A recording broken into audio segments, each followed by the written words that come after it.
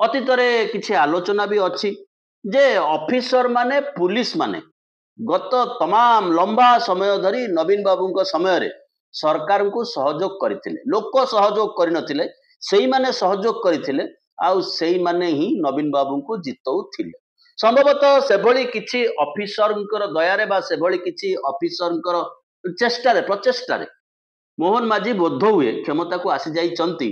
ତେଣୁ ତାଙ୍କୁ ଗୋଟାଏ ଟ୍ରିକ୍ ଧରିଛି, ଯଦି ଆମେ ପୋଲିସ, ଜିଲ୍ଲାପାଳ, ଅଫିସର, ନିର୍ବାଚନ କମିଶନର ଆଙ୍କୁ ହାତ କରିଦେବୁ ଏବଂ ଆଙ୍କୁ ଟାର୍ଗେଟ ଦେଇଦେବୁ ଯେ ନୂଆପଡ଼ାରେ ଏଣିକି ଜିତିବା ଦାୟିତ୍ୱ ତମର, ଜୟ ଢୋଲକିଆକୁ ଜୟ କରାଇବା, ବିଜୟ କରାଇବାର ଦାୟିତ୍ୱ ତୁମର। ସେଇଭଳି ଏକ ମାନସିକତା ଭିତରେ ସମ୍ଭବତଃ ନୂଆପଡ଼ାରେ ଭାରତୀୟ ଜନତା ପାର୍ଟି ଗତି କରୁଛି।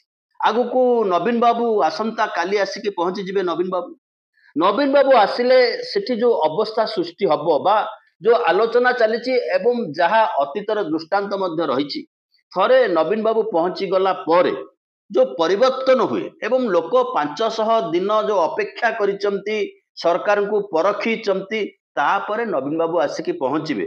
ତା ପୂର୍ବରୁ ନିଜର ଗ୍ରାସ ରୁଟଟା ଅନ୍ତତଃ ଏମିତି ସଜେଇ ଦେଇଥିବା ଦରକାର, ପୋଲିସ ହଉ, ମାଜିଷ୍ଟ୍ରେଟ ହଉ, ଯୋଉମାନଙ୍କ ମାଧ୍ୟମରେ ସଜେଇ ଦେଇଥିବା ଦରକାର, ଯାହା ଫଳରେ ଅନ୍ତତଃ ଯୋଉ ଗଣମାଧ୍ୟମକୁ ଦାୟିତ୍ୱ ଦିଆହେଇଛି ଯେ ଭାରତୀୟ ଜନତା ପାର୍ଟି ଉଡିକିରି ଆସୁଛି, ସେମାନଙ୍କ ପାଖରେ ସେଭଳି କିଛି ଫଟୋ ନ ପହଞ୍ଚୁ ତୁଳନାତ୍ମକ ଭାବରେ ଯେ ତାଙ୍କ ପାଖରେ ଅଧିକା ଲୋକ ଥିଲେ, ଆଙ୍କ ପାଖରେ କମ ଲୋକ ଥିଲେ।